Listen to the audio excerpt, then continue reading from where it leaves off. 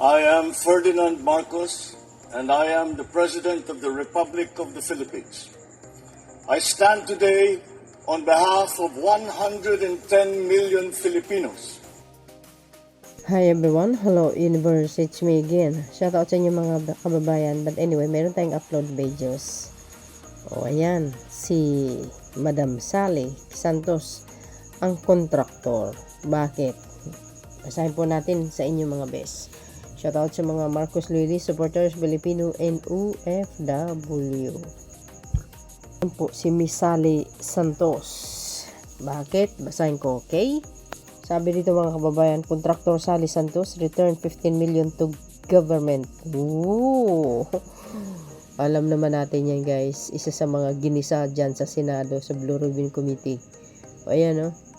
2025, December. Wow. Advance Merry Christmas sa inyo guys.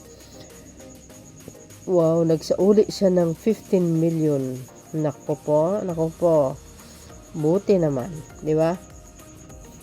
Contractor Sally Santos return Monday around 15 million to the state coffers as part of her restitution over anomalous flood control project, according to Justice spokesperson Paul Paulo Martinez. Wow. Ilan na silang nagsauli? 3 na ano. Ayan, dapat sunod-sunod na isauli niya yung mga pera ng taong bayan. 'Di ba? Baka siyempre may susunod dyan, maniwala kayo. Congratulations sa atin guys, kahit pa paano. Diba, natuto sila magsauli ng pera na hindi sa kanila. Sabi niya, Martinez said, this is pursuant to the terms of Santos Memorandum of Agreement. Sabi dito mga kababayan, Martinez said, is pursuant to term of Santos Memorandum of Agreement. He added the more details will be provided later. Santos is the owner and managers of Sims Construction Trading sa Bulacan yan, guys. Sa Bulacan po yan eh, di ba? Daming ghost doon kaya.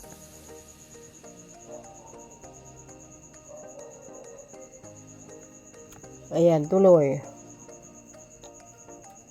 Has admitted to delivering around 245 million in cash as a Department of Public Works and Highway Office in one day.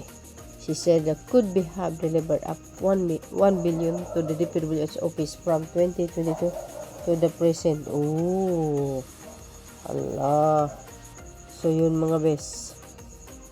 Santos has admitted to delivered around 245 million in cash to the Department of Public Works and Highway Office in one day.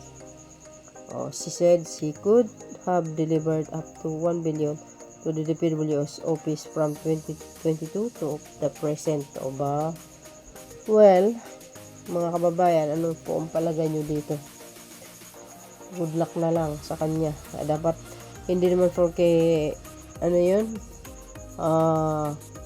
Nagsauli ka ng pera, ay ligtas ka na. Ay, hindi po.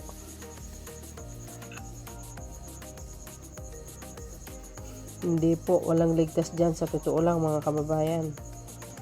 Diba? Siyempre, isauli mo yung pera, natural, ninakaw nyo yun eh.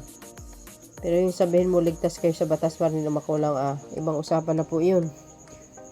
O diba? Shoutout sa mga Marcos Loyalist supporters. Sabi dito ng mga nagko-comment, had doubt kung totoo nga itong skandal sa amounts mentioned were simply stratospheric to believe. Totoo nga pala. Nako. So, still belongs in jail? Yes, of course. What will the DOJ do with the money? Well, edi balik doon sa treasury, diba? Next to be jailed. Unti-unti na yan eh. Sinasauli na pala ngayon ang perang ninakaw, samantalang yung mga mahirap na tao pag nagnakaw, kulong agad. Ganun talaga eh. No? So yun mga kababayan, buti naman sa totoo lang, at least nagsauli sila ng pera. Pag hindi kasi sa inyo, huwag kayong kukuha. Follow the rules, di ba? Magsisuldo naman kayo eh. So yun mga kababayan, ano po ang kapalagayan nyo ako.